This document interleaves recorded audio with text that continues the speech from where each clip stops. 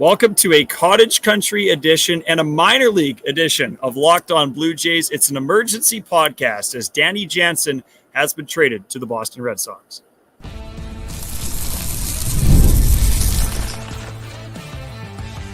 You are Locked On Blue Jays, your daily Toronto Blue Jays podcast.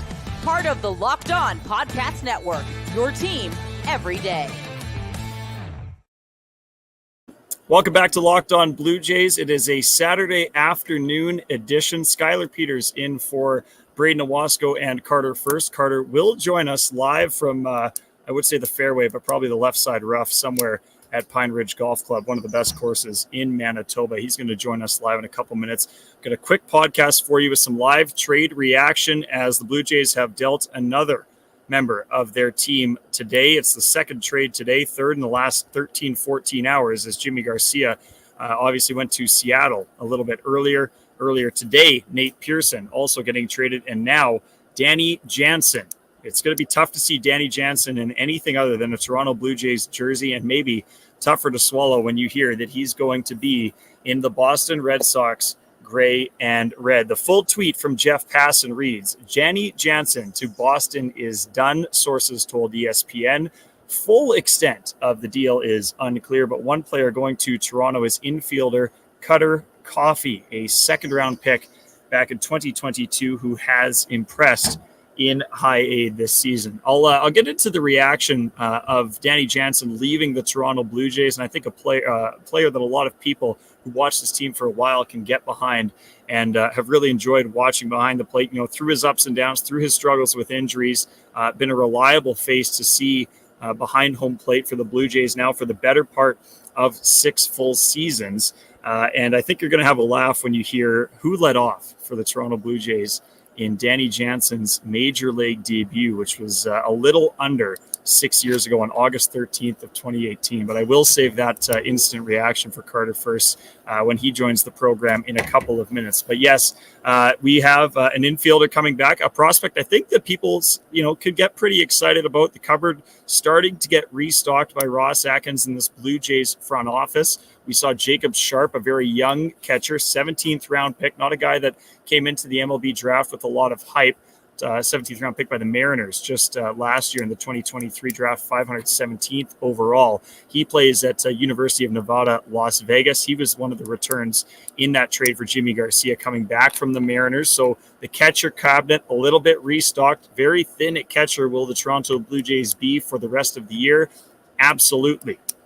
But what you saw from Alejandro Kirk, I think, today behind the plate in their second straight win over the Texas Rangers, catching Kevin Gausman's complete game at the Rogers Center in front of about 35,000, 36,000 fans is something that you can expect to see, at least in terms of the name and the number behind home plate, as Alejandro Kirk will certainly carry the mail for this Blue Jays team behind home plate. Of course, Tyler Heineman, for those of you that have been listening to this podcast for quite a while, will know he's actually in the Boston Red Sox organization along with Reese McGuire.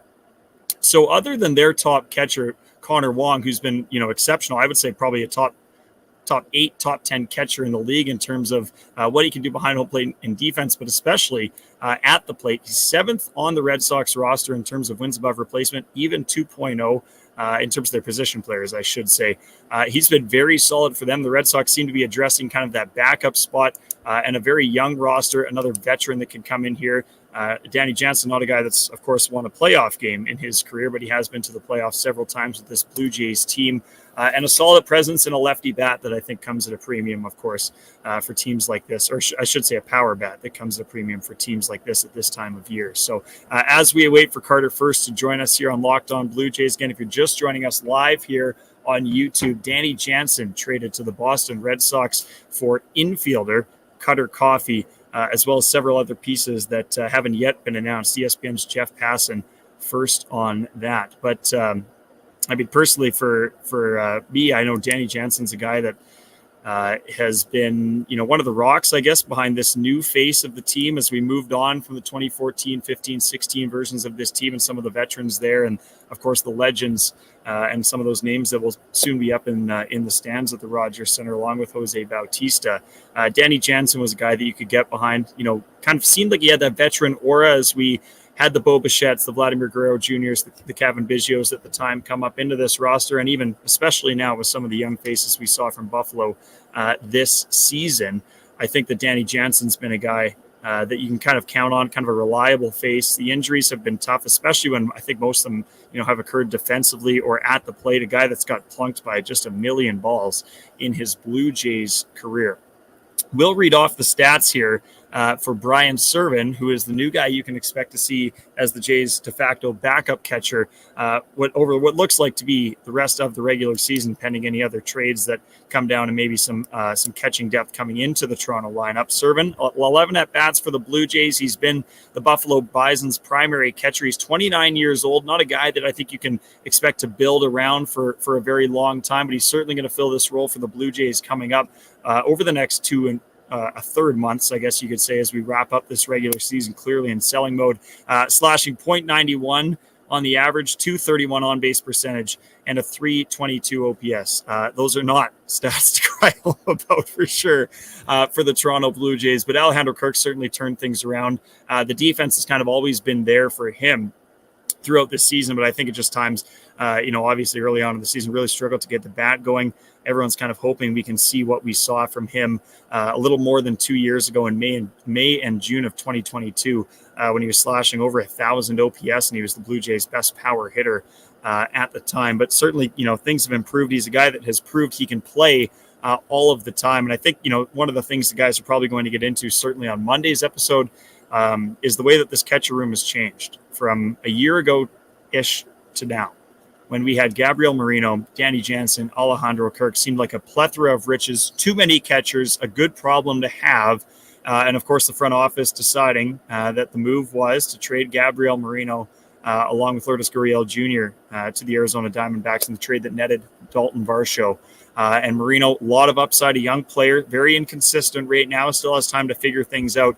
I think, if you were kind of hoping for him to be the face of the Blue Jays behind the plate for the next 5 to 10 years, maybe you have to set your sights on a guy like Jacob Sharp, who's been very good at high A this season. And again, those Jacob Sharp stats as he gets into his first full year at high A as well, 774 OPS, which is pretty impressive. He's 20 years old, so there's a ton of upside. We talked about the age, of course, of Gabriel Moreno at the time that he was traded to Arizona, and I think that that's something that you can get behind if you're a prospect watcher for this Blue Jays team. And again, I don't think the return in the Cutter Coffee return for the Blue Jays is all that you're going to see coming back to Toronto from this Red Sox team. So we'll just run down the Red Sox depth as it seems right now. Connor Wong's been exceptional for the Red Sox, as I've said earlier in the episode. If you're just joining us, 2.0 wins above replacement.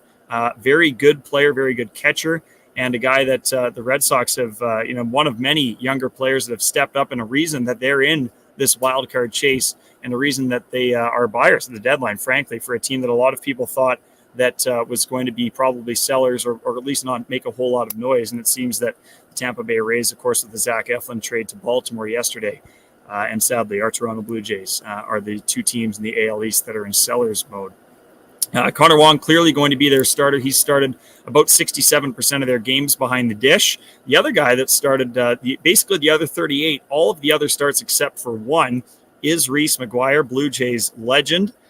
He looks to move down to third in the depth chart, and then Tyler Heineman, another Blue Jay. So all of a sudden, the second, third, and fourth catchers on this Red Sox roster are all Blue Jays former catchers. Just got a message here from our good friend Ross Levitan, Locked On Senators, that Braden Owasco has never looked better. Braden is a busy fella right now, doing our Blue Bomber pregame on 680 CJOB. For all of you fans in Winnipeg or Toronto, I do encourage you to tune into that, about 25 minutes away from kickoff there with Derek Taylor, Doug Brown, and the gang as well. So thanks to Braden for giving me the keys to this for a little live episode. Carter just a couple of seconds away, so we'll hold court until then. Comment here from New Brunswick, Canada guy. All the Buffalo Bisons might be playing for the Jays by Wednesday at this rate. Yeah, I think you're probably right. We had some new faces in the lineup over the last couple of days. Be hit today, and here he is, Carter. From the fairway or from the rough, my friend, at Pine Ridge Golf Course? Where do you find us today? Right now I'm actually in the fairway. That's after a ball goes OB. That's just how it goes out here. But we're doing okay. Yeah, obviously the trades have to come in when me and Braden are busy. But thank you for holding down the fort here. Tough to see Danny Jansen go, though. It's obviously a fan favorite, a guy that's been with the org for a very long time. And, of course, it's an in-division trade to the Boston Red Sox. So that's just another nail in the coffin, unfortunately, for Blue Jays fans. I think, and I'll get into kind of how you feel about these in-division trades, because we saw it with the Zach Eflin trade from Tampa over to Baltimore yesterday as well. And obviously, the three teams that are going to buy are clearly the buyers, and the two teams that are going to sell in the Rays and the Jays are clearly the sellers. But I will ask you this trivia question, Carter, first. On August 13th of 2018, when former longest tenured Blue Jay Danny Jansen made his Toronto debut, who was the leadoff hitter? And who did he catch as the starting pitcher? And if you get either of these, I will buy you a case. Okay, starting pitcher 2018. This is the year when they had 16 guys start a game or something crazy, and none of them were good. Joe Biagini was not the starter, by the way. I will give you that one. Okay, well, that takes one answer off the card for me. But I'm just trying to think here. Like back to 2018, that's what was going back to like the lost seasons in the Toronto Blue Jays system. Was it like how do you pronounce DJ Zook? Is that like it's no? That wasn't him. Yeah, former first round pick. I think it was Zoik. Zoik maybe. Yeah. Obviously never come to fruition. It was Sean Reed Foley, who earned the loss in the 3-1 loss at Kauffman Stadium to the Kansas City Royals. And you will not get this, so I will just tell you. Curtis Granderson, 1 for 3 at the plate as the leadoff hitter for the Toronto Blue Jays in Danny Jansen's major league debut a little under 6 years ago. So that's how long this guy's been with the club. And at the departure of Tim Mazza, when he is DFA'd and eventually picked up by the Yankees, DJ assumed that spot. And you mentioned it, but first words out of your mouth, man, a fan favorite. And I said earlier on the pod, just before you jumped on, I think, as we kind of transition from the 15, 16 teams into these young rebuilding teams with a ton of upside, obviously it hasn't come to fruition yet, but DJ kind of became that veteran almost, and he's been the constant presence. So this is going to be a tough guy to see in another jersey for sure. Yeah, and then we're going to see the Boston Red Sox a lot, obviously. We'll have to see how they deal with that Janel contract. They want to give him an extension in the offseason.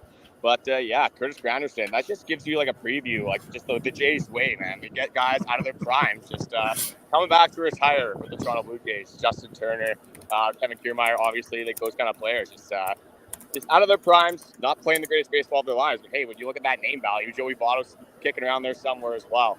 But the debut's coming. It's coming. For me, with this Jano trade, I think the worst part of it is that we're going to have to watch Alejandro Kirk play full catching minutes now. He's going to have to start pretty much every single baseball game. I don't know how I necessarily feel about that, but again, this team, there's not a lot to get excited about. I don't know. You get Alejandro Kirk, you maybe find something that these last 6 games here give us a reason to actually feel excited about some of the younger guys on the Toronto Blue Jays. But with Danny Jansen, Tim Mazza, Danny Jansen, tough year for a long-time Toronto Blue Jays. Yeah, and 2 more series against the Boston Red Sox, by the way. Late August, they are in Fenway, and potential Danny Jansen return to Rogers Center comes on September 23rd, 24th, 25th, the second last series of the season. And I will say that with certainty for the Toronto Blue Jays, as well as Carter first pulls out 7-iron for the recovery shot here. One more before I let you go, Carter. We'll probably wrap this up and let you guys kind of do your thing on Monday, of course, with the full recap. Couple of trades to get to, of course, on that episode. But just to see him in another jersey and another jersey within the division, I think a lot of Blue Jays fans have a lot of resentment for the Boston Red Sox, the success they've had.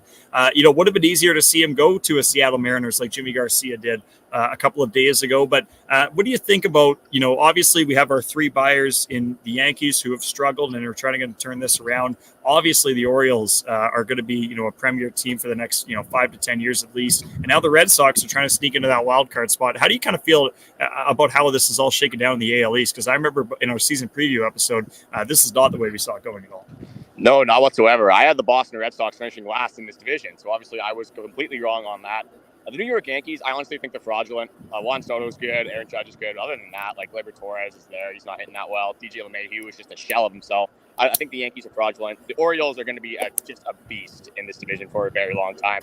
They got rid of Austin Hayes, and it just, like, doesn't even matter for them. Like, they got Dominguez back. They just next guy up mentality with them. They're buying the system. Look at a guy that will hit 300 his first, like, right away. Like, as soon as he comes to the major leagues. And then with Boston's a fun team to watch. For me, Boston is like pretty much everything I wanted the Toronto Blue Jays to be this season.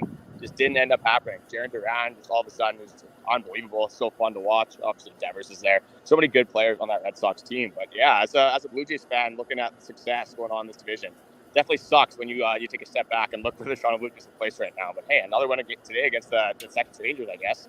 Maybe they're a little bit of a playoff push here. Sellers have a playoff push. Let's go for it. And it might have been the couple Caesars I had on the golf course at Pleasant Valley Golf Club, before watching this Blue Jays game. But obviously the complete game from Kevin Gausman, pretty big crowd at the Rogers Center. Trades happening, but the vibes were high around this team, at least for the day, and getting 2 straight wins off the defending World Series champs. Carter, hit him straight, buddy. Let him go. We're going to let you bounce out of here and enjoy the rest of the round at Pine Ridge. We're going to wrap this up soon enough, but Carter first, joining us from supposedly the fairway. Somewhere, at least the short right now, grass. I mean, not sure how much. Okay, here, but I'm in pretty prime position right now. So put that phone down. Let's see you hit one live. Let's see you hit one live here on Locked On Blue Jays. Let me line one up. Quick chip here for the culture, and then we'll see where she ends up, and I'll walk up to the ball after. This is first from about 60. Looked like a middle pin. It's got me talking in his backswing. We're short, boys. We're short, unfortunately. Oh, you can kind of see my ball on the green there. Not the worst thing, not the best thing. Didn't quite have the legs from 60. Carter first. No, I had my to get him to the gym. In the fairway. Couldn't get it done, unfortunately. It is a weekend edition of Locked On Blue Jays, folks. If you can't tell, I'm at the cabin. Braden Owasco is working, and Carter first is on the golf course. But again, just to recap, Danny Jansen traded from the Toronto Blue Jays to the Boston Red Sox, one of 3 former Blue Jays catchers, now behind Connor Wong on this Red Sox, 40-man roster for now. I'm sure there's going to be a corresponding move probably involving Tyler Heineman, but Reese McGuire also in there if you're just joining us live. New Brunswick, Canada guy says Kirk may be dead by September 1st. Servin might get lots of playing time. And I mean, obviously, Alejandro Kirk cannot start every day for this Toronto Blue Jays team. So Brian Servin, you're going to have to see more than 11 at-bats to know what you have in this guy. Obviously, the first 11 at-bats have not gone well with that 91 average, .091 if you're wondering, not 910, .231 OBP and a 322 OPS. The one thing I will say, now Carter can't defend himself for his take, is that I really have liked Kirk's defense and the improvement over the last couple of years. And I think that game a couple of weeks ago over in San Francisco, where the game was lost on a couple of pass balls and wild pitches in the bottom of the 9th inning, and the Giants took that walk-off win in one of Yusei Kikuchi's best starts as a Blue Jay, was that the defense, at least on that night, wasn't there for Danny Jansen, a guy that we've, begun to count on regularly for his defense. So I don't think that's going to be his legacy or anything like that. But Alejandro Kirk will certainly supply the defense on a fairly consistent basis. And I like what he's been doing with the bat, over the last 6 or so weeks. Tabletop Corner says Jansen will be missed for his bat. I mean, he hit decent most of the time, and his call at the plate will be missed. And I think the one thing that, we'll have to see over the next couple of weeks, I guess, is Kirk starting to call those guys that he doesn't usually catch in the Chris Bassets. I mean, we obviously know what he did with the Alek Manoah Alejandro Kirk deal during Manoah's Cy Young finalist season a couple of seasons ago. He's looked very good with Kevin Gausman as a battery, but it's going to be a little interesting to see him getting more playing time with the perennial Blue Jays starters and the ones that are going to remain on this roster. We're going to wrap it up there. Keep it a little under 20 minutes for you on your Saturday. Said you into a Saturday evening. The Blue Jays with a 7-3 win over the defending champion Texas Rangers. Good vibes for today, but saying goodbye to a couple of names in Nate Pearson and most recently Danny Jansen. Skylar Peters with you on a live edition of Locked On Blue Jays. The boys will have much more, any breaking trades over the next couple of days. You could expect to see it here. We've got a roster of guys ready to rock over the next couple of days leading into the trade deadline. And, of course, your regular episode with Braden and Carter comes your way early Monday morning. So I'm going to get back to lake time. Carter's already on the green, hopefully. And Braden is hard at work, folks. Thanks for tuning in. The replay live on YouTube as well. Anytime you need it, Locked On Blue Jays on the socials, especially the TikTok. And we'll catch you again. Thanks for joining another episode of Locked On Blue Jays.